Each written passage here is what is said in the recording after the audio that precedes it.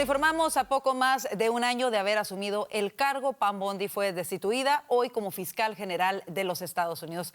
Para analizar el impacto de esta decisión, le damos la bienvenida a nuestros panelistas. Hoy nos acompañan Vanessa Vallejo, analista político de Voz desde Washington, D.C., Freddy Silva, periodista y analista político desde Florida, y Gustavo Vargas, presentador de La Voz de Gustavo Vargas y analista político desde California. Bienvenidos. Y bueno, comenzamos con esto que para algunos era un anuncio esperado. Sin embargo, hoy quizá tomó de sorpresa a muchos. Finalmente el presidente lo confirmó. Freddy, este es el segundo despido dentro del gabinete tras la reciente remoción de Kristi Noem. ¿Te sorprende la noticia y por qué crees que el presidente decidió realizar este cambio en este momento? Yo creo que esta es una decisión que se veía venir, y no porque exista un aire de clarividencia o de que sepamos cómo podemos predecir el futuro. Simplemente yo creo que en las declaraciones del presidente Trump, él es muy leal con su equipo y eso creo que no se le puede quitar. Pero en algunas declaraciones ya del año pasado del presidente Donald Trump, él hacía mención constante de por qué el Departamento de Justicia no está trabajando. Y yo creo que hay muchos aspectos que podríamos poner sobre la mesa para por lo menos ver que esto tiene justificación. Recordemos que la Oficina de Eficiencia Gubernamental, a la cabeza de Elon Musk en su momento, decía con unos anuncios rimbombantes, creo que bastante amarillistas también, que se había encontrado gran despilfarro de dinero y que de la misma manera se había dado a conocer que había mucha corrupción en muchas oficinas federales. Sin embargo, hasta el día de hoy no hemos visto personas que estén desfilando, nombres concretos a los cuales se les pueda señalar si son del Partido Republicano, son del Partido Demócrata, en qué gestión. No se ha puesto ningún nombre y menos que se esté procesando a ellos. Podemos fácilmente también decir que se ha utilizado el sistema judicial en contra del presidente Donald Trump para evitar que él acceda o sea el candidato a la presidencia para que vaya por una segunda gestión, 2022, 2023, 2024, donde se ha utilizado el sistema de justicia. Sin embargo, y aunque podemos entender que no hay jurisprudencia en algunos lados por parte del Departamento de Justicia, tampoco es que tengamos procesados.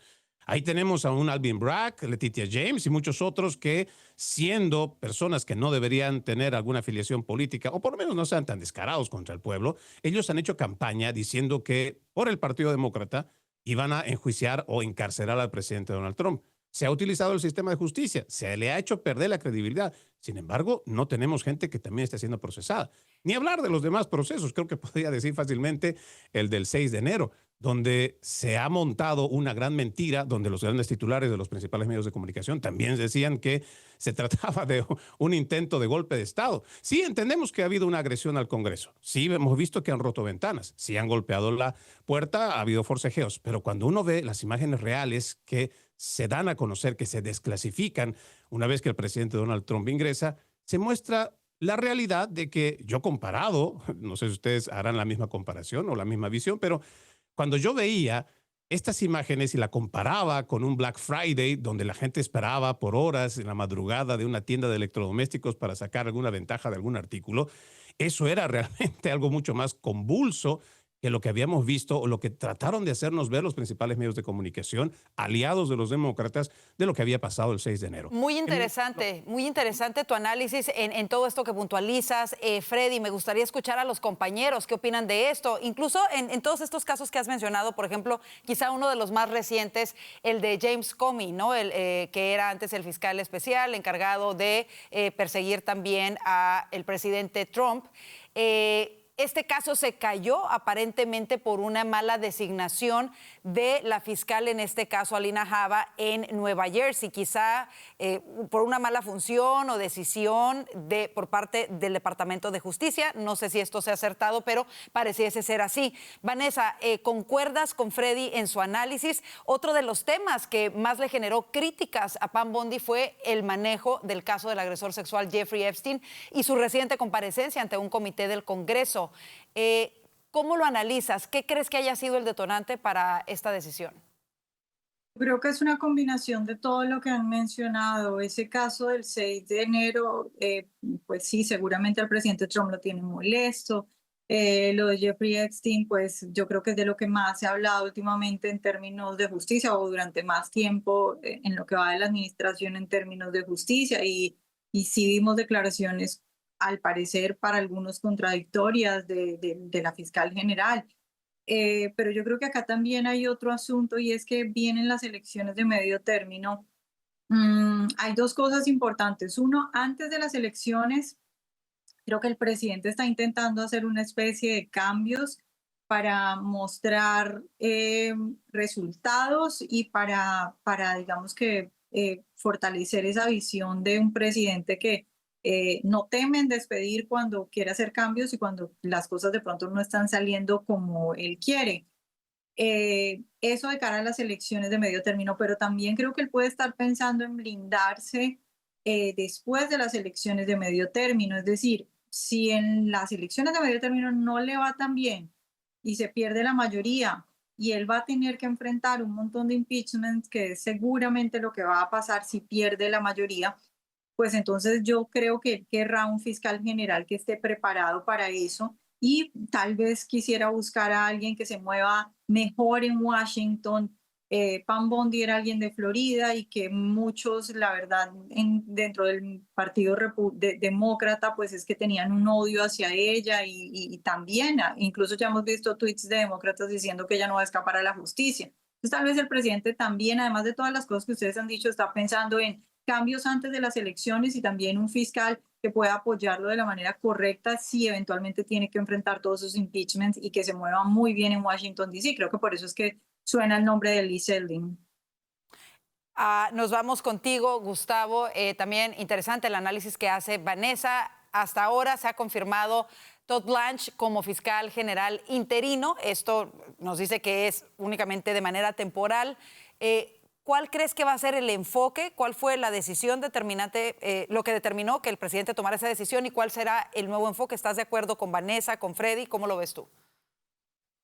Yo diría que sí.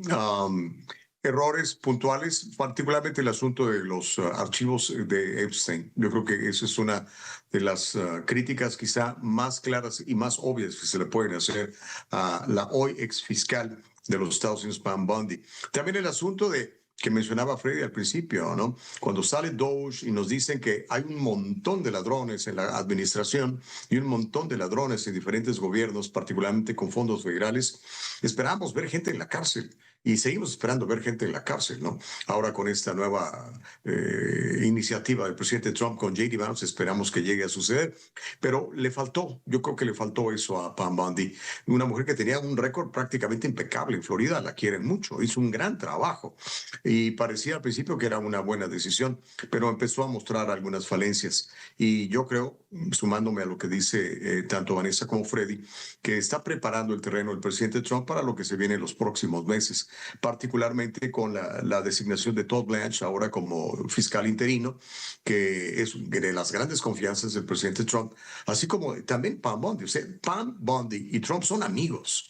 Y Trump no traiciona a sus amigos, por eso no la está tirando debajo del autobús, simplemente la está removiendo porque considera que en este momento hay una persona más capaz para hacer el trabajo y esa persona por ahora se llama Todd Blanche. Así que creo que la fidelidad ahí está, pero digamos que le faltaron algunos centavos para el peso para completarlo a la señora Bondi. ¿Creen que podría Todd Blanche quedarse eventualmente de manera permanente con el puesto o a quiénes verían, Vanessa? Pues él es un abogado muy brillante y mostró no solo lo brillante, sino también lo audaz durante todos los juicios contra el presidente Trump, ¿no? Pero creo que, de nuevo, ese nombre de Lee Zeldin es muy importante porque es un nombre que se mueve muy bien dentro del Congreso. Y si vamos a tener que enfrentar tantos impeachments, dirá el presidente Trump, pues queremos un hombre de Washington que se mueva bien dentro del Congreso, que tenga amigos en el Congreso. Y además que él ha manejado muy bien, Lee Zeldin es un personaje que no ha tenido tanta, digamos, pantalla porque no está en el Departamento de Estado o en el Departamento de Guerra, que son como de los más importantes y más visuales, pues. Pero en la agencia que ha manejado, recordemos todos los cambios que ha hecho acerca de regular todas estas cosas de la política ambiental de Biden, es decir, quienes siguen esos temas han destacado el buen trabajo que ha hecho. Entonces creo que también es un nombre muy atractivo para el presidente. Bueno, vámonos, eso vamos a ver qué sucede, por supuesto, en las próximas semanas y meses. Vámonos ahora mismo al siguiente tema que acapara titulares, y es que el presidente Trump afirmó anoche que los objetivos estratégicos de Estados Unidos en Irán están cerca de completarse. Freddy, ¿crees que esto es así? ¿Qué logró Estados Unidos en Irán con esta guerra? Yo creo que el presidente va afianzando las declaraciones que ha venido haciendo a lo largo de las últimas semanas, indicando de que, pues, no importa que declaremos la victoria el día de hoy o de aquí a 2 o 3 semanas, lo que se ha hecho o lo que se tenía que hacer se ha hecho y se ha avanzado según los objetivos que ha marcado también el Departamento de Guerra. Nos han informado de que ya no son solo 7,000 como inicialmente, después se fue diciendo 8,000, 9,000, 11,000. Ahora son más de 11,000 objetivos que han sido destruidos. Yo quisiera ir viendo también lo que el presidente tiene que hacer y la mirada que tiene que tener en base a unas elecciones de medio término que están tan pronto como a la vuelta de la esquina, en un poquito más de 7 meses, y que más allá de lo que pueda pensar o no la oposición, el Partido Demócrata, es lo que ha generado dentro del Partido Republicano. Sí, esto ha generado, por supuesto que lo ha hecho, visiones distintas. Creo que de los más tradicionales, y lo hemos tocado en otro tema, de cómo el hecho de no estar de acuerdo, por ejemplo, con el tema de la guerra o la incursión militar, propiamente y oficialmente no es una guerra, sino es una incursión militar conjunta, Estados Unidos contra Israel, pero donde esto le ha mermado cierto apoyo. Y de cara a las elecciones de medio término hay que hacer un cálculo político, le gusta o no al presidente. Y entendemos también, y esto déjenme ser un poco objetivo y además quitándome todo el conservadurismo que llevo, la afinidad política por la filosofía republicana. Yo creo que hay mucho aire también por parte no solo de los medios de comunicación conservadores, hay mucho aire triunfalista. Y esto creo que también no nos está dejando ver que no creo que Irán sea simplemente esta cantidad de militares o estas bases que destruyeron. Yo creo que hay una formación de yihadistas que están preparándose hace más de 20 años, que saben que tarde o temprano esta amenaza inicial de Israel y de Estados Unidos iba a venir. Y la amenaza que también ha lanzado ahora, o por lo menos las últimas horas, el que representa al ejército iraní, diciendo que esto no se va a quedar así, que la deshonra causada por Estados Unidos no se va a quedar así. Yo espero que el presidente termine esta guerra lo antes posible. Claro. Espero que el presidente salga lo antes posible y que esto también sea o sirva para que se enfoque en la política doméstica tan pronto y de cara a las elecciones de medio término. Gustavo, el régimen iraní intensificó, de hecho, las ejecuciones a opositores en medio de esta guerra. Al parecer no le importa que Israel y Estados Unidos sigan atacando. ¿Qué más se puede hacer para terminar definitivamente con este régimen de los ayatolá? Y si tú crees que fue acertado por parte del presidente tomar este riesgo tan cerca de las elecciones de medio término. Y yo creo que es un riesgo calculado y la amenaza de Irán ahí está, latente, nunca dejó de existir y muchas veces incluso patrocinado por nosotros mismos, pregúntenle a Barack Obama, ¿no? Entonces, lo que ha pasado ahora es, tenemos a un Irán literalmente devastado, no tienen con qué atacarnos, tienen las puras malas intenciones, porque como sabemos están gobernados por personas fanáticas, musulmanes radicales, que quieren la muerte para los Estados Unidos, que quieren la muerte para Israel, que quieren la muerte para el mundo libre a cualquier costo.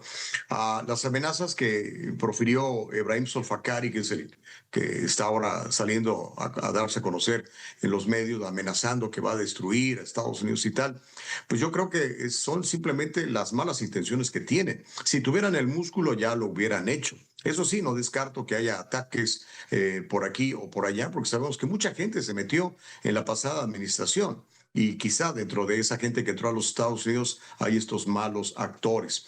Pero me uno con Freddy, creo que esto tiene que terminarse y tiene que terminarse pronto. Eso le va a dar al presidente el músculo necesario para poder aguantar y resistir las elecciones de medio término. Le quedan algunos meses para poder mostrar solvencia, para bajar los precios del petróleo. Gracias a Dios, Estados Unidos tiene muchísimo petróleo y se está convirtiendo ahora en la alternativa petrolera para el resto del mundo. Pero claro, obviamente la gente quiere resultados y ver en los bolsillos esta situación que todavía nos está dando, Karina.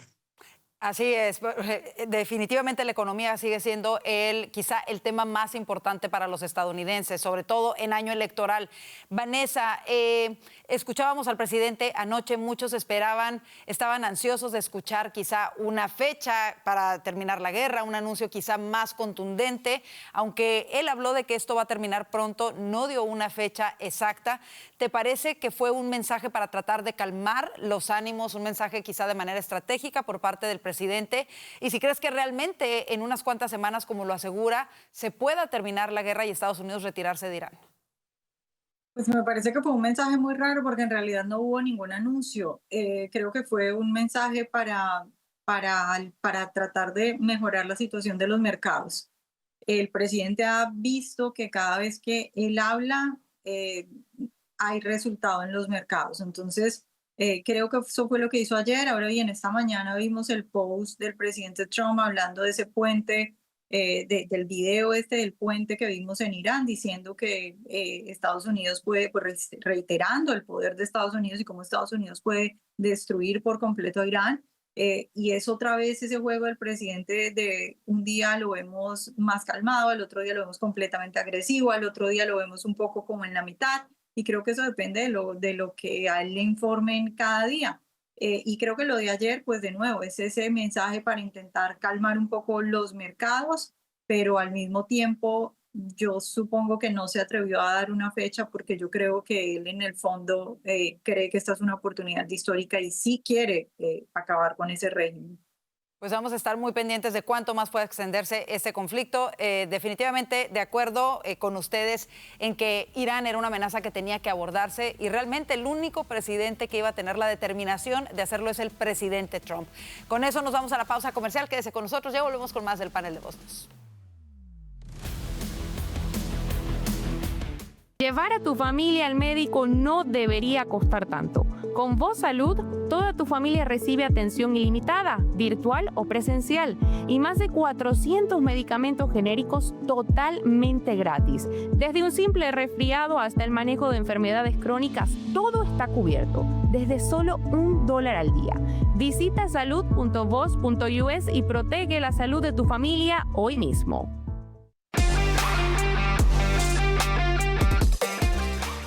El Departamento de Seguridad Nacional acusó a autoridades del condado de Santa Clara, una jurisdicción considerada ciudad santuario en California, de negarse a colaborar con ICE en un caso que involucra a 2 inmigrantes hondureños acusados del asesinato de una mujer de 24 años. Regresamos con nuestros analistas para hablar de este tema.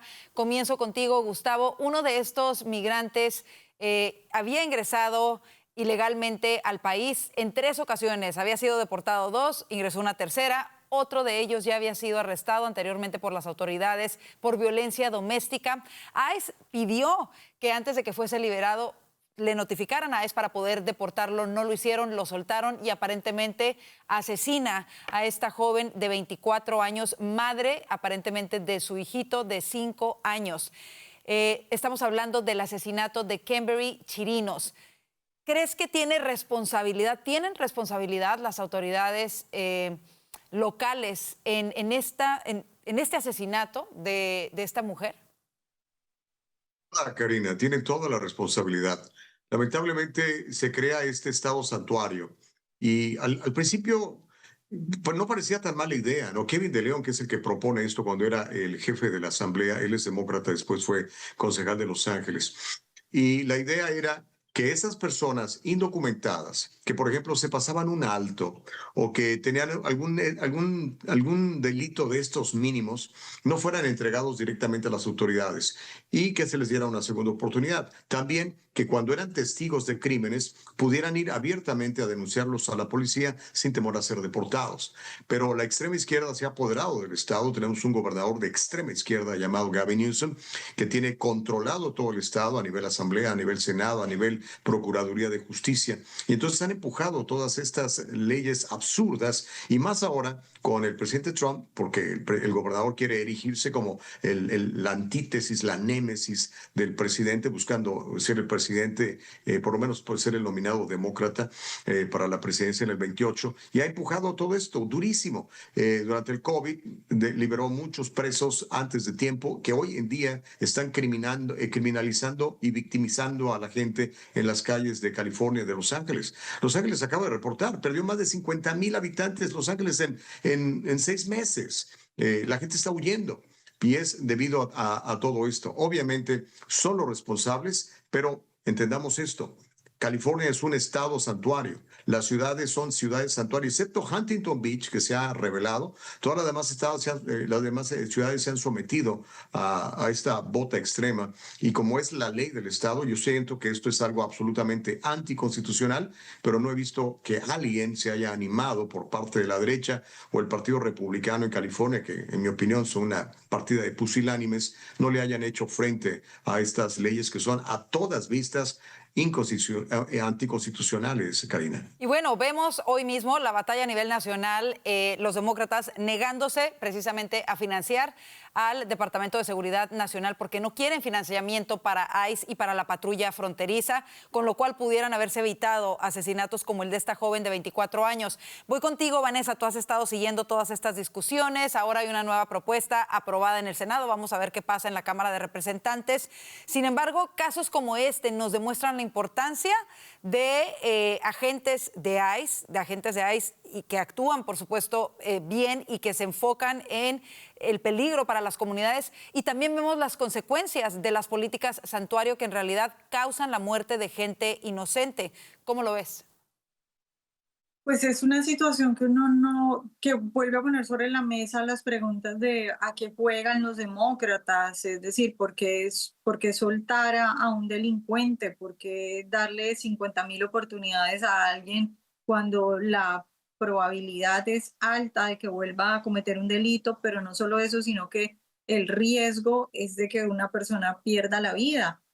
¿Por qué hacen ese tipo de cosas? Es la pregunta, ¿no? Y yo creo que aquí hay un montón de explicaciones que en realidad son tan macabras que por eso es que yo creo que mucha gente piensa que no pueden ser reales, pero yo creo que muchos demócratas o muchos de estos ideólogos de soltar criminales en realidad lo que quieren es el caos, les gusta a ellos trabajar en medio del caos. Y en este momento, lastimosamente, todos los demócratas, todo el Partido Demócrata, sea por lo que sea, que piense cada uno de ellos, están apoyando este tipo de cosas. Y yo creo que hay demócratas decentes, pero como dicen los republicanos, estos demócratas están asustados por lo que pueda decir esa base extrema y por eso no se atreven a decir las cosas que son de sentido común, como que a un criminal pues hay que deportarlo, no hay que volverlo a mandar a la calle y poner en riesgo la vida de las personas. Entonces es muy triste Claro. lo que está pasando y es aterrador lo que está pasando con el Partido Demócrata. Freddy, ¿qué falta para que los organismos de seguridad locales colaboren con las agencias federales en casos como este?